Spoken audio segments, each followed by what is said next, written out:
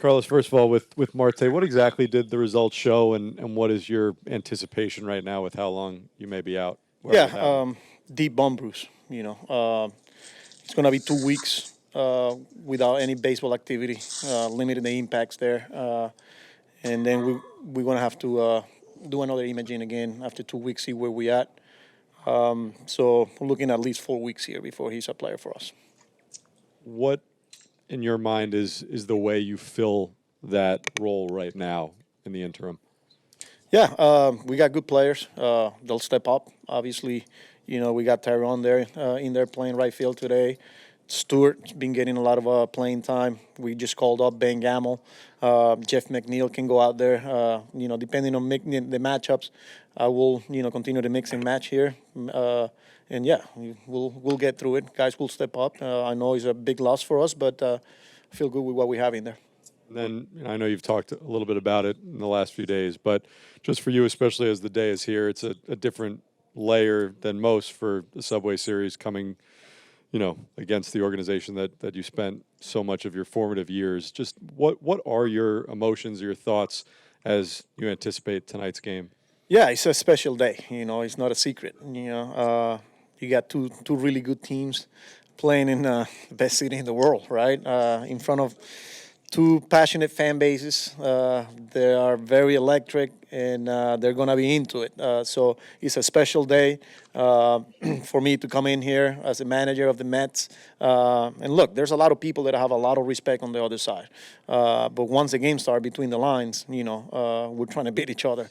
So, yeah, we'll be ready to go. But it's an exciting day for baseball, for the city of New York, and obviously two teams playing well. Tim? On Marte, is he here today or is he getting checked out further? Oh, no, he's here today. Okay. I haven't seen him, Yeah. but he's here today. Gotcha. And with Diaz, what went into the thought process and decision making on appeal versus not appeal and everything that's gone into that? Yeah, we want to move on from it. We don't want this cloud to be hanging over the team for too long, and we decided what was best. Obviously he talked to his people. We talked to him, and we thought it was best to just move forward, get it over with, and then move on from now. And similar to what we asked you Sunday night, but a couple days later, 3 of the 6 pitchers to get punished for this over the last year and a half of them are Mets.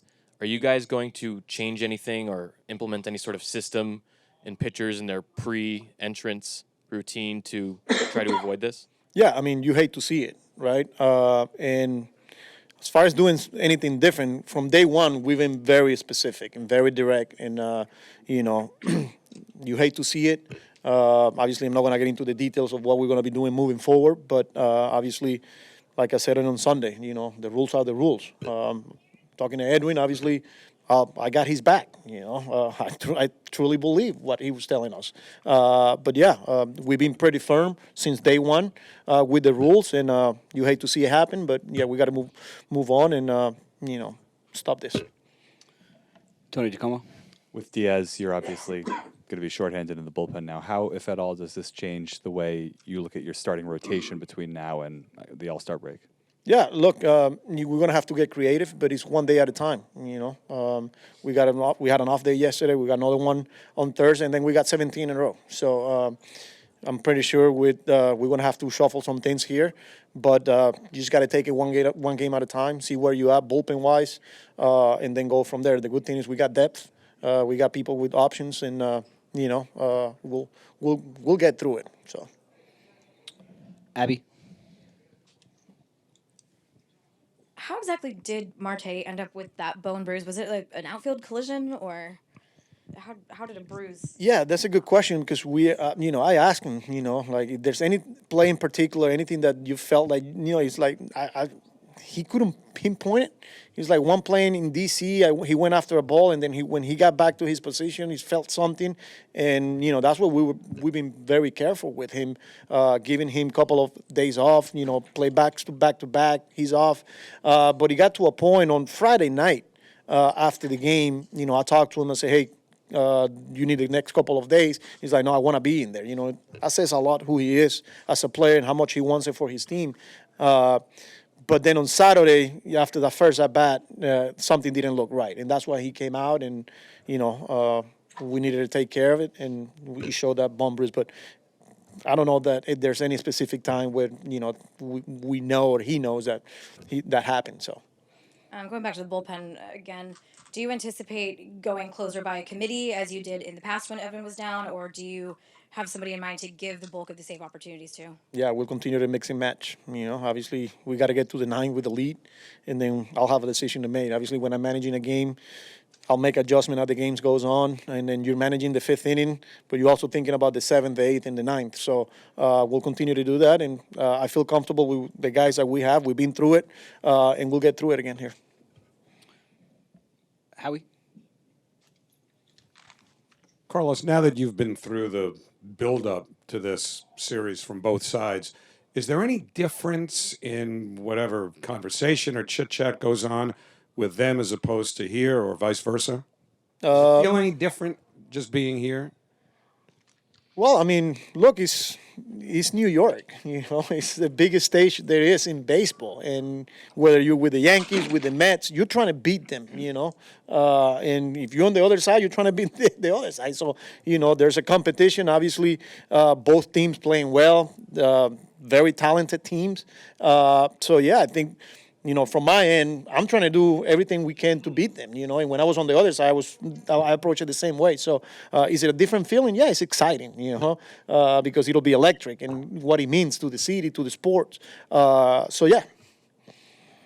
Hey, Carlos, just back to Diaz. You said you fully believe him, but then MLB said it was a foreign substance. So, do you disagree with the league's ruling, and did they give you any clarification on what that substance was? Yeah. No. Look. Edwin said he's rosin and sweat.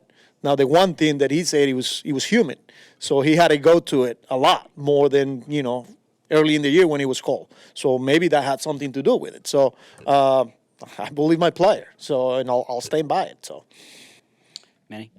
Just to follow up from Disha's question before, with Edwin Diaz, the foreign substance issue, how did they even test that since he took the glove with him into the dugout? Was there some sort of testing that was done to see what was on his hands besides what he said? Yeah, no, I think it was what Vic felt in the hand at the time and what he saw. So, other than that, I don't think there was anything else to it. Just getting back to that Diaz situation, no problem with the penalty. My question is, there seems to be a certain amount of subjectivity. Some umpire crews let pitchers wash their hands. Some say look the other way. I'm just curious if the subjectivity bothers you more than the punishment, and does MLB have to address this so it doesn't vary from umpire crew to umpire crew? Yeah, look, they've been through a lot of this. They check hands all the time, and they felt that it was a little too much. As far as guys sending other players to go wash your hands, I think coloring's got something to do, but not much as the stickiness. And Vic at the time felt like not only the coloring, but he was a little too much sticky there, and that's why he made the decision. And there's times where, there's coloring, but it's not as sticky, and they just tell the pitcher, go wash your hands. So